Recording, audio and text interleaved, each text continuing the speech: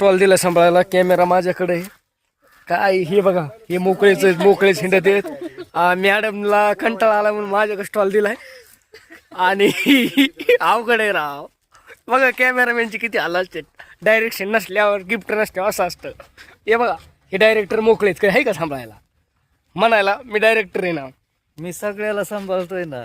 तेवढं करे आहे ना. काय करता? सगळ्याला सांभाळतोय. सगळ्याला सांभाळता?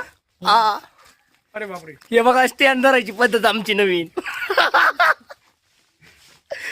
असले येडे वाकडे सांभाळतात ते येडे बागडे होय, असंच ना राजेश सर? हो तसंच.